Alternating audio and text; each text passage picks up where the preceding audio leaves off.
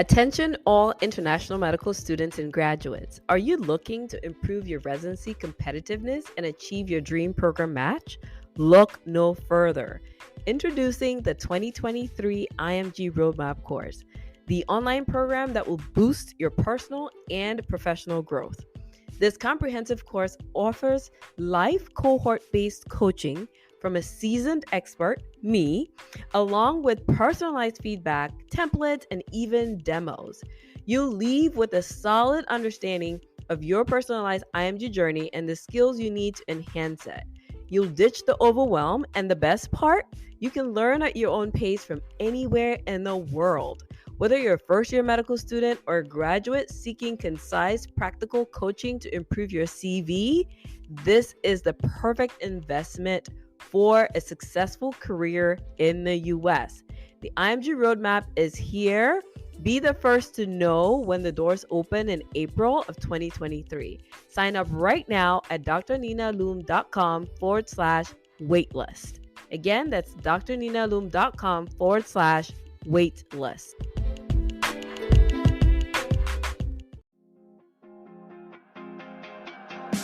The IMG Roadmap is the only podcast dedicated to coaching international medical graduates in success blueprints for this unique pathway.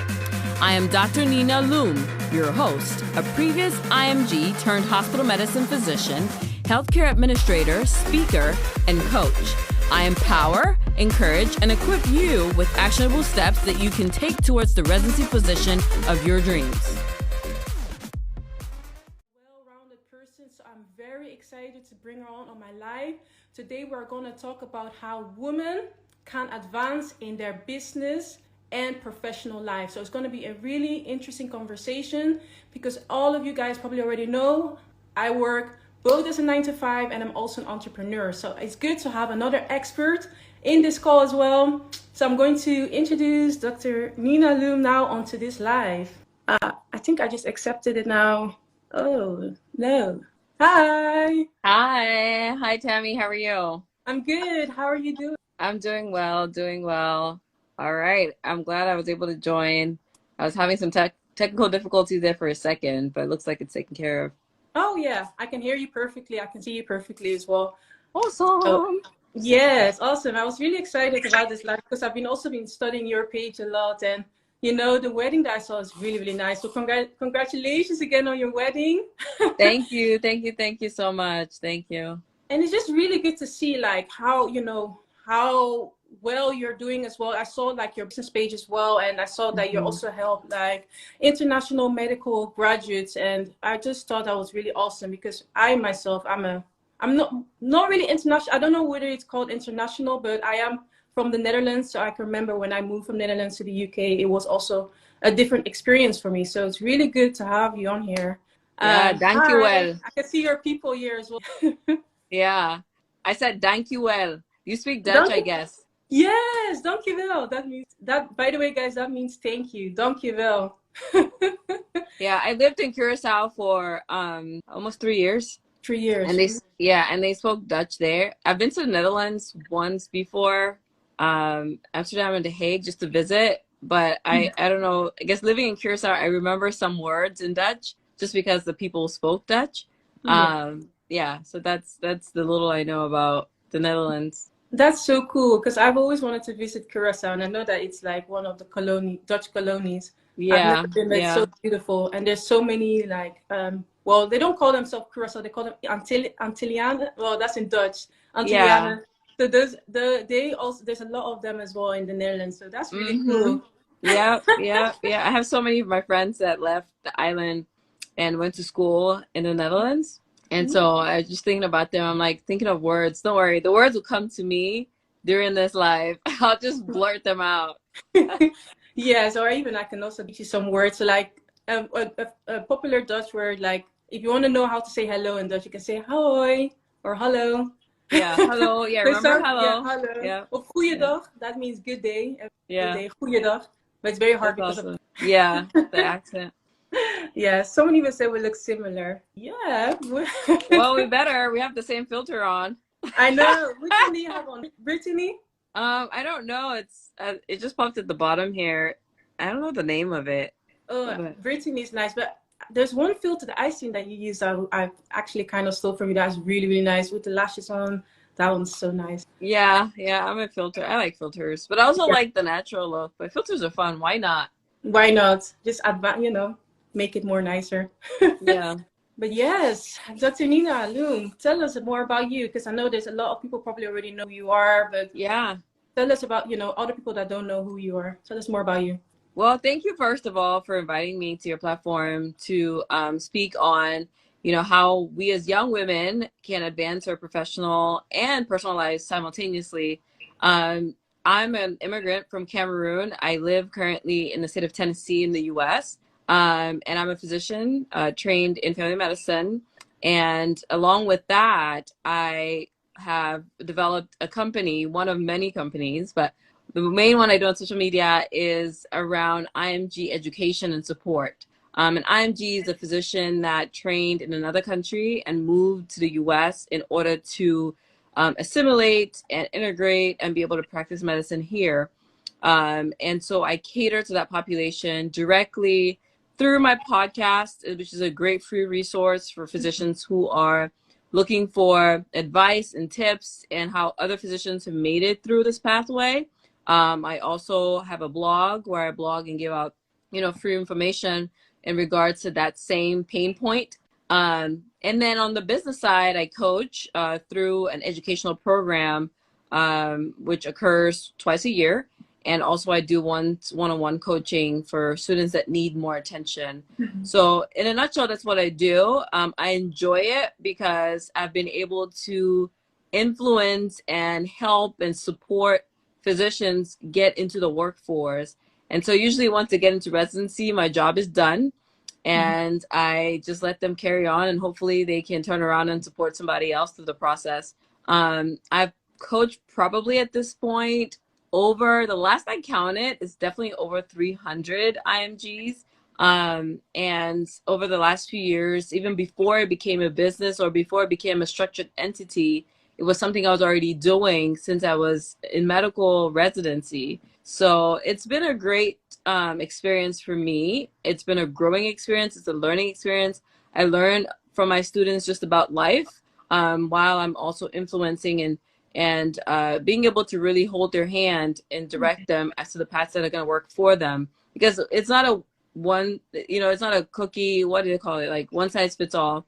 It usually has to be tailored to different experiences, different backgrounds, different, just different situations. Mm-hmm. And so, yeah, in a nutshell, that's what I do. I'm on Instagram also at Dr. Nina Loom, for those who don't know.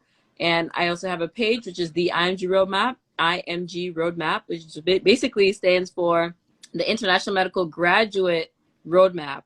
The definition is in the word itself. Like, mm-hmm. we are a trademark entity, and this is what we do. We help international medical students and graduates get a roadmap for their application process into residency. Nice. That's so fantastic. Like, I really admire the work that you're doing, and it's so good to see that as well. Like, you probably, like you said, that you coach 300 people. That means you've impacted a lot of lives. Like, especially, like, can you talk a bit more, because there's a lot of like international medical students, like what type of hardships do they usually face, and how do they differ from someone that is non-international? Yeah, absolutely. So, in the context of being in the States, or migrating to the States as a physician or a medical student from another country, there's so many diverse sort of obstacles that are expected, right? The first one is usually for those that are non-U.S. persons, meaning they're not U.S. permanent residents or citizens. They have to deal with the immigration process, which is a whole separate ball game. So that's usually the first thing. But then beyond that, there are academic sort of roadblocks that you need to sort of overcome, which usually circle around making your application to be as competitive as the U.S. person, meaning the person that graduates from a medical school that's located here within the States. Mm-hmm. And so the background that the physician may come in with could be very different from what is familiar to the U.S. system. And so that's usually where there becomes a discrepancy between what you have versus what is considered the norm. Mm-hmm. And so you have to sort of tailor your application and tailor your portfolio to mirror, in a sense, what is wanted by these programs here. And so that application preparation phase is really a huge part of what I do, is helping these doctors know exactly what they should be doing as individuals. And then you have other things, language barriers for those whom English is not a first language, because you have to write a personal essay, you have to write an application form and be able to defend your cause within that. And that's, that's a huge part of it. But yeah, there are several different factors: immigration factors, academic factors, language factors, social factors. Also, you have people that are coming in with different backgrounds, different financial situations, different home situations that affect their ability to do well on their exams and on all the different requirements that it takes to be a competitive applicant.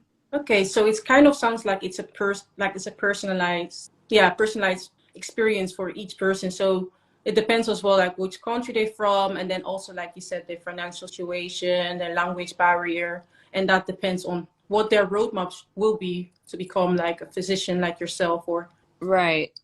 So everybody can't fit the same mold, and that's probably one of the things that IMGs are now getting to understand, especially those within my program. It's, even though there is a rubric, even though I have this 7-step method that I use. I think you're mute. I can't hear you. Oh, I'm sorry. Everyone has a different background. Okay, there we are. So I was saying everyone has a different background, a different set of achievements and accomplishments that they've already acquired over this time, to where they're not going to fit just one mold, right? They have to tailor the application based on their background, based on what they've already accomplished or what they're still in the process of completing or accomplishing. So even though I have a 7-step method, which is packaged into a program that we do over 6 weeks live, even within that, we still find ourselves having to make sure that every person that's in that program can get tailored recommendations for them. Okay. Because you can't blanket statement everybody. Everybody has a different sort of circumstances. And then there's opportunity if this student or doctor needs a special set of a different set of requirements, or I need to pay special attention to them, there's opportunity for them to then use my private one-on-one exclusive coaching as well. So that way everybody leaves with what they need, not necessarily what I want to give them. Nice. And I think there's also one question that's in the comments by Dr. Intubate. Apologies if I don't pronounce your username right, but he's asking, what's the success rate among the 300? How many made it to residency? So what he means with residency, he means that you have to pass residency first, and then you're gonna start practicing. Oh, I think we just lost. Dr. Lumo, are you still there? I think it's loading. Can you guys still see me, by the way? Oh, I think, okay, she's trying to join now. Let's see, let me accept her back in. There might be some network issues, but yes. Okay, you guys can all see me. Okay, cool. Okay, great. Yeah, so, okay, I can see you now. I think that probably the network dropped or something, but we can see you now. Yes, so he's asking how many. So here's his question. His question is, how many of your students matched into residency? That's his question. And residency is the process of training in the U.S. and being able to practice independently. Because here you can't just walk in as a doctor and go work at a hospital. You have to get this additional specialization, I guess would be the way that it's defined in the UK. So to answer his question, we have to look at the statistics broadly, okay? Without with the current set of circumstances that we're in the US, we have a 50% match rate for IMGs. That means physicians who came into the match. The match is the system where we apply to get into residency. And residency is the specialization process I was explaining earlier. As it stands right now, and it has been for the last year, there's been a steady increase for IMGs who apply from 20, 30, 40, and now we're at that 50%. Okay. So if an individual applies by themselves, they stand maybe a half and half chance of matching. Okay. And matching is dependent on multiple factors. Okay. Matching is dependent on multiple factors, which are primarily individual factors. So I usually tell people that my program doesn't make you match, because matching is independent of your individual factor. What my program does is my program would help you create a competitive application so that you can be invited to interview. Okay. So we track our success by 2 metrics. One of them is the ability for you to obtain interview invitations. And then the second is your match rate. But we can train you all you want, and we can give you every resource that you need, and you create an application packet and you get interviews, but you do not know how to interview, and therefore you do not match. That is not a direct result of my program. That is a direct result of your inability to interview well. Okay. And so when people ask that question, they want to know, how many people have you placed into residency? And I tell them, nobody can place you into residency. You place yourself into residency. And the current match rate is at a 50%. For my applicants, my students who actually do what I tell them to do, who actually pass their exams, who actually use the way that I teach them to go, and they actually follow it to the T, we have an over 90% success rate. But that is dependent on the people who do the work. Because enrolling in a program and showing up once out of 6 weeks does not get you the success that you're looking for. Because the work is not in doing the program. The work is in applying what you're being taught during that program. So when people ask that question, I have to walk them through this whole process, because it's not magic. No one, absolutely no coach in the world can produce results for you. You produce results for yourself. The only way you produce results is you take the words that your coach has given you and you actually implement it to the T. Yes. You don't try to make your version of it. You don't try to twist it around. You do the work. Because you're not going to fail all your exams and expect a coach to get you into residency. Where did you do your work, right? I'm not going to tell you to do this and you do the other thing, and then you only do a part of what I do or recommend for you to do, and then you expect results, right? Dr. Yahweh is saying in the chat, you know, it's dependent on, it's a mutual relationship, and it's dependent on how much that person is willing to put into it. Yes, and that's so interesting, because I even did a live about that recently. Like, coaching is a two-way street. Like, we teach you, but you have to do the work. You have to be the one to be implementing the work. If you're not going to be doing it, then you're not going to see the results. And you're so spot on that. I agree. It's like, even though, like you said, Dr. Yabo said, it's like the coach-coachee relationship. The coach still has to do the work. The coachee still has to do the work. Yes, exactly. And that's the key part. That's the key part. It's when you visit a coach, and you can attest to this as a coach yourself, Tami. When you visit a coach, you have to learn to maximize your time with the coach. Yes. That's the first mistake people make when they're looking for coaching, is they don't have a clear goal of why they need a coach. Yes. And it's incumbent upon us to also explain to people what coaching does for them, because sometimes you may be so inundated with the issue at hand that you can't see clearly. And so sometimes you need that coach to help you define clarity or help you achieve clarity. But most people never think about attaining or achieving clarity with their problem, right? And because they're not clear on the problem, you can't even seek help, because it's like, where do you go? Who do you go to? So the one thing I would recommend for anybody listening who needs coaching, or you think you don't need coaching because you're like, I'm good, I don't need coaching. Let me tell you that maybe the issue is you haven't clarified where you need the most help, so that you can find who can help you the most.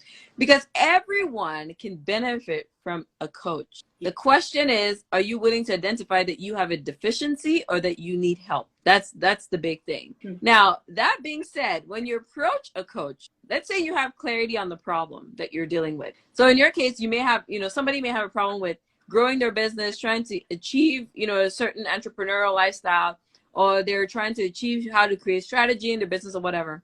The key item for them is to identify my questions for my coach before my session. During my session, I'm listening and not doing all the talking, because I'm here to learn. But I have clarity on the questions that I have for my coach, so that they can help me achieve what I want. That's how you maximize your coach and mentee relationship, or coach and coachee, like Dr. Yabo said. I'm coining a new term here today, Dr. Yabo.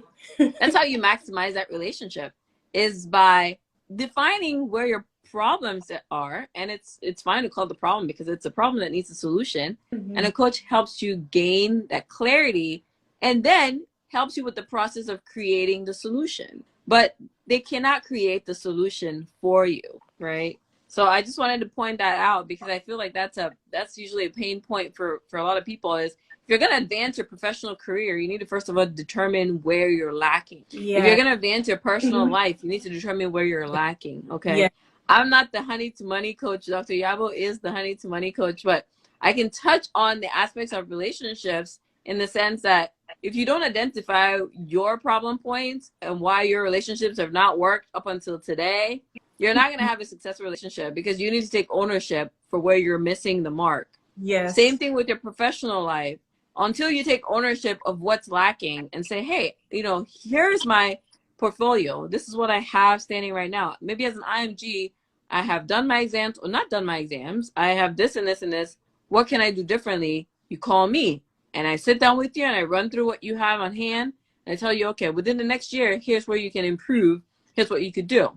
Same thing with you. If I was trying to start my business or establish a business, you reach out to Tami and you say, okay, here's the things that I have an idea, I have a gift, and I'm just looking for how I can leverage it, Tami. Can you help me? And then you sit down with them and you help them achieve clarity. And once they achieve clarity, then you have a process then to help them implement in order to establish and grow their business. So I think like people need to first take ownership of what you don't know, and then seek help for what you need to know. Yes, you're so spot on. So spot on. Very spot on. I just love you, Dr. Lu. I love you. Like, you're so spot on. Like, sometimes it's very hard for me to even like explain it into words, but you just explained it so well. Like, you just explained how the way a coachee and a coaching relationship should work. And I totally agree. And that also kind of leads me to my next question, because, you mentioned as well, like pain points. Like, what do you think are the main pain points that people have, reason why they can't advance in their professional life? So I think there's so many of them, and I like to group them into personal factors, social factors, and then financial factors. If I say personal factors could vary from person to person, but majority of them are around insecurities, fear of the unknown, actually a fear of success. People are afraid of doing well because it comes with pressure, it comes with feeling uncomfortable, it comes with building courage, it comes with stepping out on faith. And those are things that are not easy, right? It takes a lot of like contemplating and should I do this, should I not?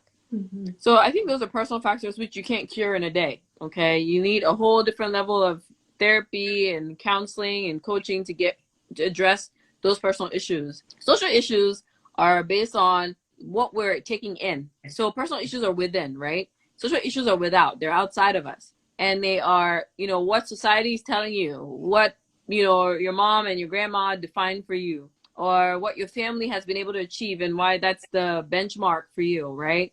Or what people tell you because you're a woman, or because you're a man, or because you're straight, or because you're gay, or because, you're a Christian or not. So all those are all social things that come from the outside and weighing on you. And then you have financial issues also. Starting off maybe requires an investment. And some of us are just bad at managing money. Like, we're just bad at managing what we have in our hand. Obviously, there's some people who can't afford certain things, but a majority of us that are sitting here with the smartphone in our hand could afford the smartphone, right?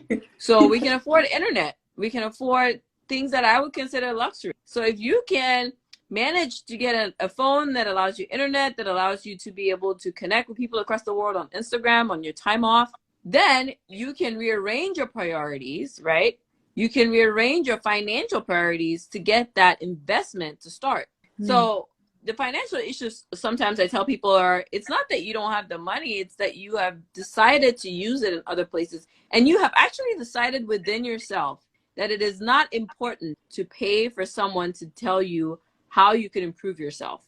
And when you make that determination in your subconscious, there is nothing that can change it for you. And unless you're willing to learn and you're willing to listen to people who are telling you, well, you pay for school, you pay for education. Med school was never free for anybody, right?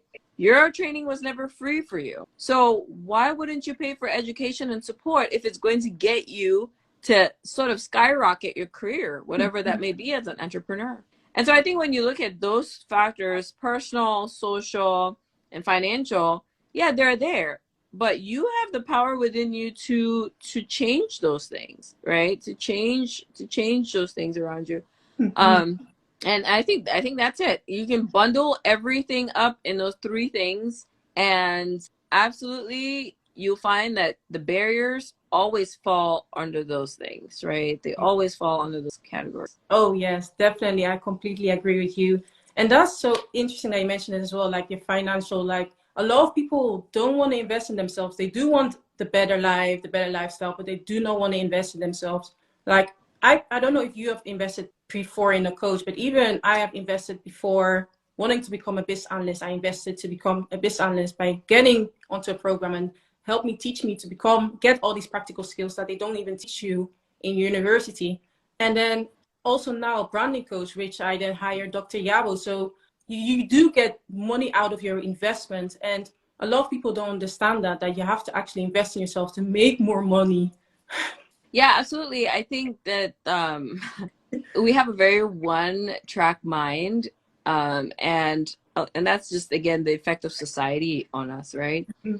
You know, you're told that you, as a child, you go to school, you come back from school, you go to college or university. If you're like the rest of us, you then go to medical school or whatever, and you do a specialization, then you get married, then you have kids, and it's like it's supposed to happen like bam, bam, bam, bam, bam. And we have no problem, you know, investing into those things in the manner in which we do. But when it comes to the things that actually affect us directly and the things that would exponentially improve our lives, we have a problem with. That's why people have problems with eating right. People have problems with working out. People have more problems with eating right and working out than they do with doing things that harm their body.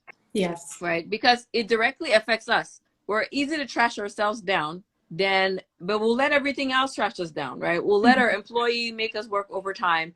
We'll let our teachers give us more homework. We'll pay our teachers to fail us an exam, to fail us in school, right? But we will never invest in ourselves. And so when I look at it and I say, okay, if I'm investing in myself and I'm taking out student loans to go to medical school, then I come out of medical school and I see that I have a passion in coaching, in teaching, in education, and I have to pay for a program to help me be a better coach, to develop my gift, to allow my gift to grow. Why do you have a hard time doing that? Because it's for you. It's your thing, right? So I had to remember, and I had to talk to myself differently. Like at some point I had to readdress those insecurities within me that make me feel like I shouldn't invest in myself. I would pay big money to a school to teach me, but I wouldn't pay an individual to personalize my instruction and actually teach me as an individual, not a blanket, here's everything for everybody. This is me and you. Yet we have a hard time with that. But it's the same reason why we eat wrong. It's the same reason why we don't work out. It's the same reason why we don't take care of our bodies. We don't take care of ourselves, because we feel much better with doing what society has told us to do than we feel about actually taking care of ourselves. Yes, actually doing what's right for us than what's been told to us.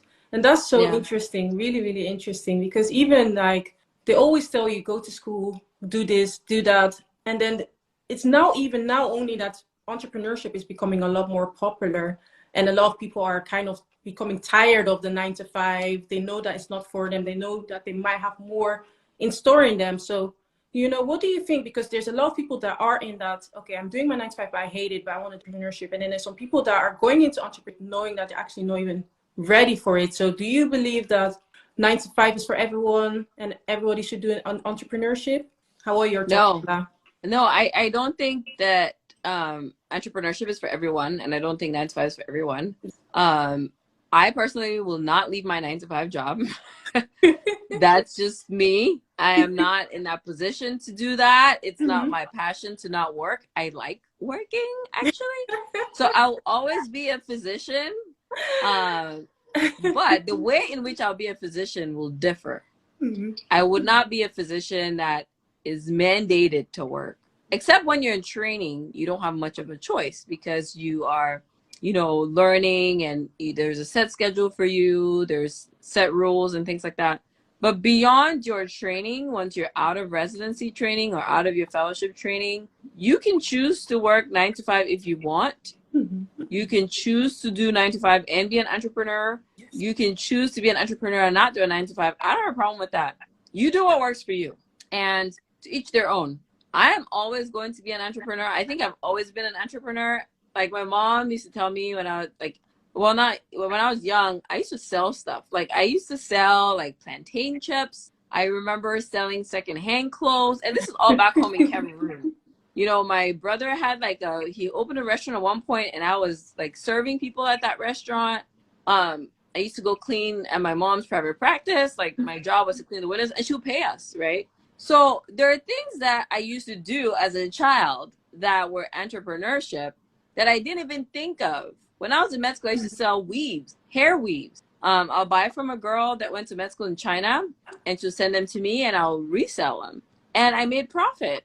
Mm-hmm. So, you know, I never woke up one day, I was like, I'm going to be an entrepreneur. And that's why I don't even see what I do directly as entrepreneurship, because I didn't wake up and say I'm going to start blogging to be an entrepreneur. Mm-hmm.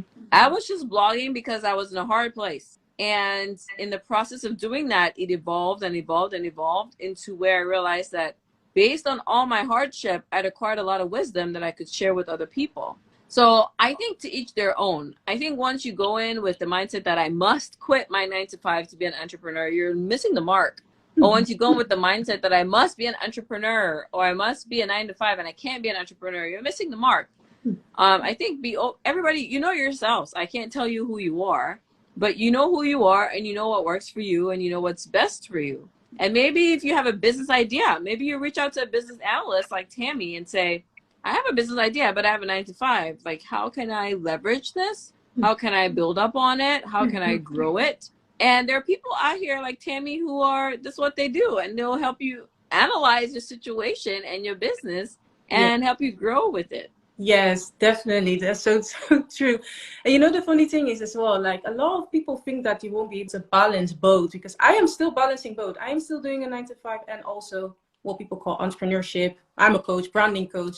So it is possible. You do it as well. You're a podcaster, you're, you know, academic coach, you do so much as well. So, you know, what is your advice? Because there's so many people think that you can't balance both, have multiple income streams, and then maybe once your entrepreneurship, or once you start becoming a coach or starting a business, get that business to grow, and then maybe leave your 9 to 5.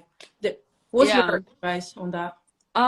So like my advice specifically on what part? Can you clarify the question for me, please? Yeah. So how to balance both? Because, you know, there's some people that might be like you, physician. Yeah. Thinking of, okay, I do want to go into entrepreneurship, but I don't think I can do both. Or they might want to actually transition. It's not easy. It's not easy, that's for sure. It's hard. It's very hard to do. It's very hard. And so if you are lazy, it's not going to work. So just forget it. Just let somebody employ you, right? Everybody's not meant to be an entrepreneur. It's very hard. And I think so when I started, I was in residency. I was helping people for free. Like I never charged anybody for it. I was doing this stuff for free for years, many years before I developed my 7-step program, which helps IMGs to create a competitive application. So then I had a product and a service, and that's where it became a paid program, because it was actually a tangible service and a product associated with it. Then I wrote some books, or I shouldn't say some books, one and a half book. I wrote 2 books and started to sell them too. And so in the process of doing that, I learned a lot. But it peaked for me when I was in full-time practice, like working as a hospitalist, which is working in a hospital setting. My schedule was a little bit different in the sense that I had chunks of time that I took off to work on my business and chunks of time where I worked as a doctor in the hospital. I decided to do a fellowship, which is go back into training last summer. And I started that, and I have 5 more months left, and I can't wait to be done. I have 5 more months left, but it's been a great learning experience. And I did that again for multiple reasons. But one of the reasons I did it, which is not the only reason, it's a minor factor. I have major factors and minor factors. One of the minor factors was because, obviously I did it because I wanted a different clinical skill set, which is the primary reason. I wanted to serve people in a different manner. But one of the other reasons I did it was the flexibility with picking out my schedule and not having to work in a setting that would require me to work so many days in a row. And so that way I can really infuse my entrepreneurship lifestyle into my medical lifestyle without missing out on both. But in order to do that, Tami, I had to sacrifice 1 year to go get the skill set. It's something I was truly passionate about, which is emergency medicine. Yeah. I sort of have been passionate about it for a few years, but just thought it was too late because I'd already started on another path. And I told myself, you know what, I'm going to go invest in myself for 1 year and come out. And I don't intend to work more when I come out. I just intend to be able to work differently and be able to balance my entrepreneurship lifestyle along with my medical lifestyle in a manner that doesn't require me to show up to work every day. And so for me, it was a way to balance it all out, even though in doing that, I've sacrificed 12 months that have been very intense. And so now I don't have the freedom as I did before, but it's not, after June this year, I'll be done with it. So I'm like 5 more months of suffering for a better outcome. I can do it. But to answer your question, I don't know that I balance it all well. I just take it a day at a time. I make a calendar, I make a schedule, and I go with it. Well, I think you do, because you're doing so much. And I was like, I listened even to your podcast and I was like, whoa, like if people only knew how hard it's even just managing one page and then having like multiple. So yes, you're definitely doing good. Really good. Well, thank you, Tami. I appreciate it. That Tiago even said that we often have to serve for free for a while before monetizing. People don't even want to do anything to serve people for free. Yes, that's so true.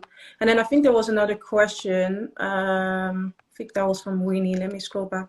Why are these such widespread issues globally? So I think she was probably referring to where we were talking about the challenges, or where we were referring to the pain points, maybe. Winnie, if you're still on this live, if you could clarify the question. So I think I understand the question, because it was right after we talked about the barriers that people face and why are they global? Because there's nothing new under the sun, right? That's why problems are going to exist until we leave this world, and problems don't change because you're born into the world, right? Yes. And that's why I could be in America and I encountered these same obstacles, the personal, the social, the financial, and someone's in Cameroon, where I'm from, and they'll still encounter the same obstacles. It may be different, that they may have those obstacles plus a lack of resources, or plus a lack of internet, or plus a lack of something else, but it doesn't change the fact that these factors still exist. And so when you realize that, then you realize that you can get coaching from anyone, anywhere, even if they're not in your country, because they come with a different experience, but the problems are the same. And so that's why you could be in the UK and I'm in the US. I'm in Tennessee. Dr. Yabo is in Georgia. But as a coach, you encounter the same issues and you're helping people through the same set of issues, though they're different categories, because there's nothing new under the sun. And if you have a problem, you reach out for help. It's never going to change, right? The only question is where and when. So that's why I think it's the same, because we're all human and we share similar life experiences, even though we're from different walks of life and we're in different geographic regions. It's just the laws of the universe, and it's just the way that God created Earth, is that that's just how it's gonna be. So I don't know how to explain it beyond the fact that sometimes we just have to accept that that's what life is. Yes, it's so true, and it's so good as well now that you can access anyone now, especially via Instagram, on the internet. Everybody, you can get someone that, like me, I'm in the UK, but I have like clients all over the world, and you can actually help people all over the world. So yeah, I definitely agree with that. You know, like last year when I did my live program, I had doctors from Saudi Arabia in the program. I had there was a country that stood out to me. Oh my gosh, I can't remember where she's from. I want to say Malaysia or Singapore. I had a doctor from Malaysia and another doctor from Singapore. So you just have people from all over the world, and it's amazing to me how that happens, right? It's amazing. I have physicians from South America, Central America, the United Kingdom, Ireland, actually. So, you know, and even in my one-on-one program, I remember doing a session the other day with a doctor from South Africa. You know, another one was in Israel. I remember coaching a lady from a physician from Israel. And we do these coaching calls from wherever they're calling from, you know, and they're applying from India, Pakistan. I have a lot of students in India and Pakistan. Nigeria is another big area for me as well. Cameroon, obviously, because I'm from Cameroon. And so there's that attraction factor there. But you can get help across the world today without doing anything, but besides being on your phone. And we're all there on our phones all the time. I spent a lot of time this morning on Instagram because I was doing some just live chat with my audience regarding family medicine as a specialty.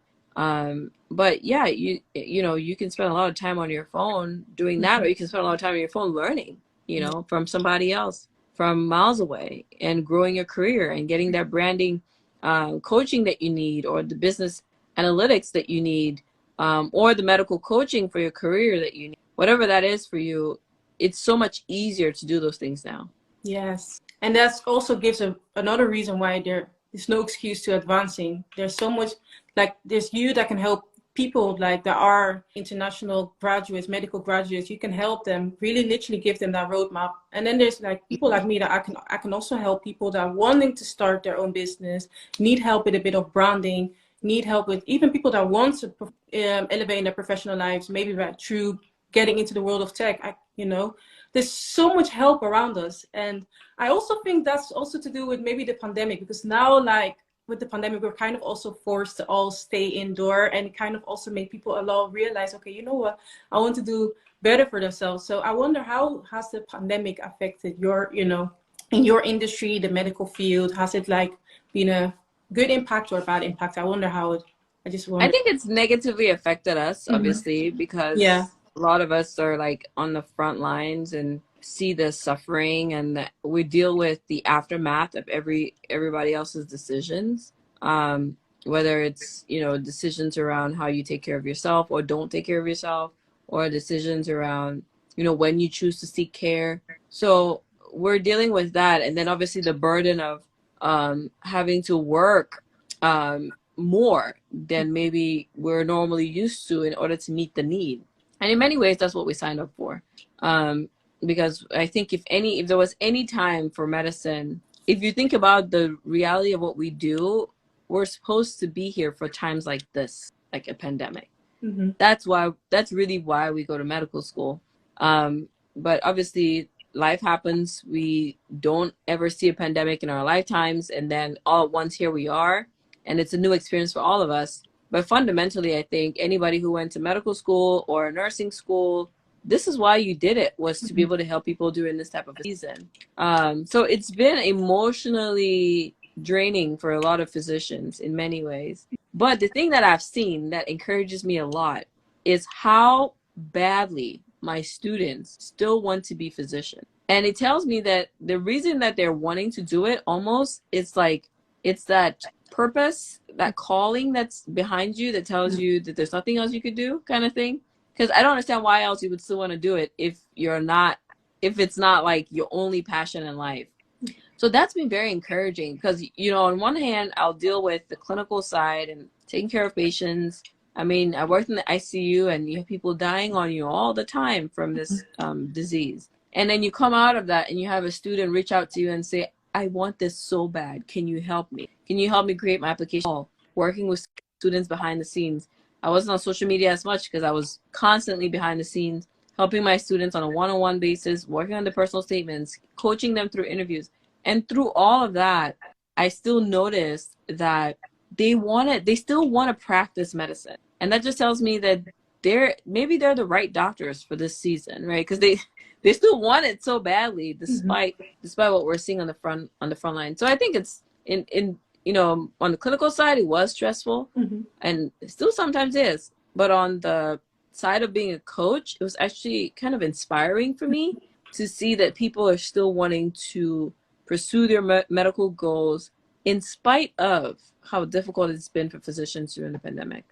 Nice. And that's even soon said as well, Dr. Lumen's goals, and she's trying to help others, which is beautiful. And I think it's beautiful, really beautiful. So nice. And like you said, it's true. Like, if you want something, you go for it. If you really want something out of life, you're definitely going to work hard for it. So it doesn't matter if there is a pandemic or anything that's going to block you. If that's what you want, if that's your calling, you're going to work for it. Absolutely. I agree 100%. Then another question: how much do you delegate, Dr. Loom? How has delegating helped you with all you do? So I delegate a lot. And so when people sometimes don't realize this because they, you may come on social media and think that I'm the one doing all these pages, right? Because I have 3 pages on social media. One is my IMG Roadmap page, which is the page where I write all the advice and stuff for my students, and direct them to different articles and resources that I believe will help them in their career. And I have my personal page, which I'm behind. And I have a third page, which is my short-term vacation rental page, which I never post up on my personal Instagram, or because it has nothing to do with anything I'm doing in the IMG world. And that's a separate business that I run. And so what people don't realize is I have help. I have also leveraged the expertise of other people to develop this. So yes, I write the content.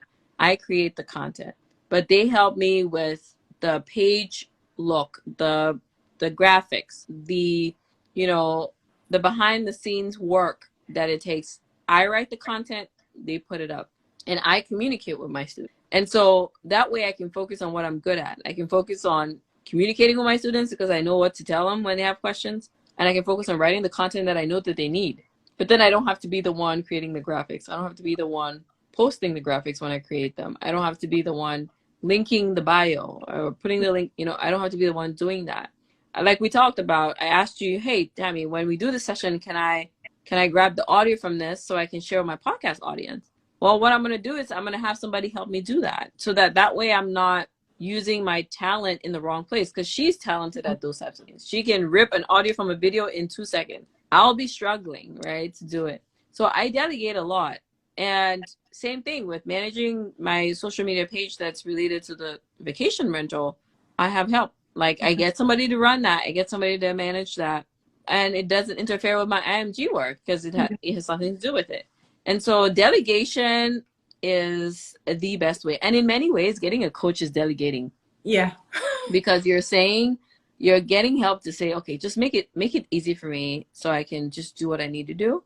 So in a way, you're delegating career decisions, business decisions, so that it can be simplified for you to just carry out and get results. So I'm a fan of delegating. I like to use people at the level of the expertise, and I don't mean using in the sense of abusing them, but I would pay for their service because they have expertise in that thing. So that person has expertise in making my IMG page look good. She uses brand colors. She uses certain fonts. She does all the things. I just have to take the picture. I just have to write the content. And so in the same sense, I know what I'm good at. I'm good at talking to an IMG and helping them figure out where they could be better and how they could improve themselves and how they could do this and this and strategize. So I'd much rather do that. Yes. Delegating is so important. So important.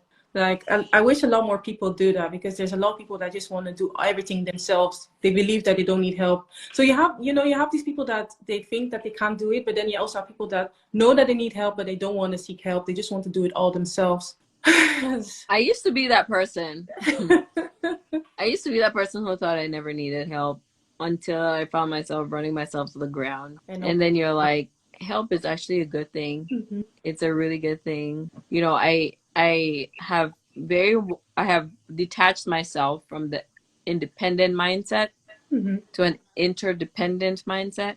So there's nothing wrong with relying on people. It's how you rely on them that matters. It's how you can't like bestow all your problems on somebody else and expect them to, but you can know the limit in which you're going to approach them for help, and you're going to get a certain level of help, but you have to do a certain amount of work. And so I think that when you look at life from that standpoint, you're not afraid to ask for help, because you're not expecting them to come over and take over doing your work for you, but they can help you. Yes, I agree. I'm going to see if there's some questions. Are you still good with time? I know I may have to run because I have to go work out. Because in part of building part of your professional life and part of building your life in general is taking care of yourself. And so that's why I came on here kind of dressed in my workout clothes, because I was like, I have my workout shoes on and I already have my hair tied, because I was like, as soon as I'm done with the life, I have to go work out, so that there's nothing that comes in the way between me sitting on this couch and deciding, oh, I could just watch a movie, you know. So, so again, part of, you know, self-coaching is preparing yourself for the next thing and the next thing and the next thing. Oh yes, that's So, really good advice. That's good advice. Yes, though that's fine.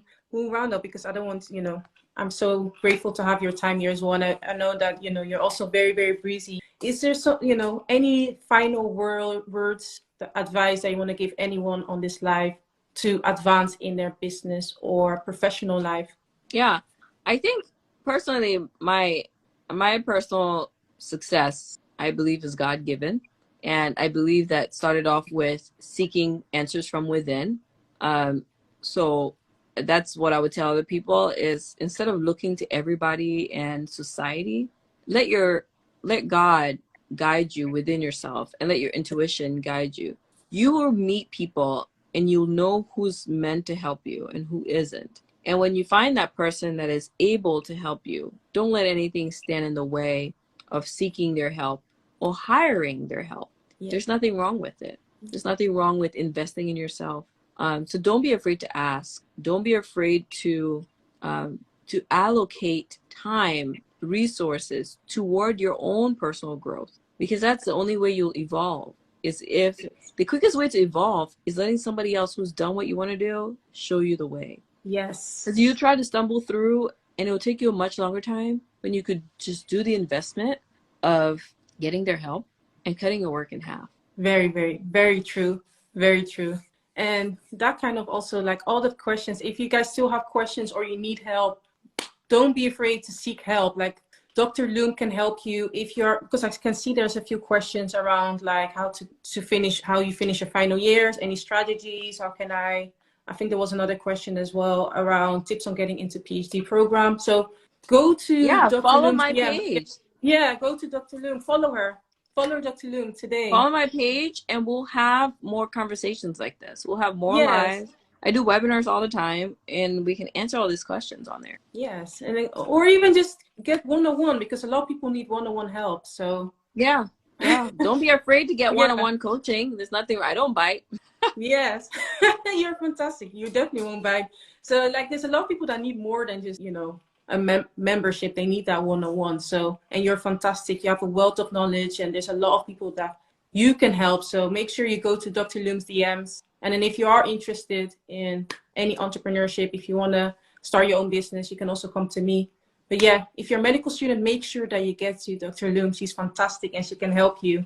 She can get you from A to Z with her roadmap. Thank you, well. Dankjewel. Thank you, well. It's my pleasure to be on here with you. Het was echt leuk om je te hebben op mijn live. Not getting complicated.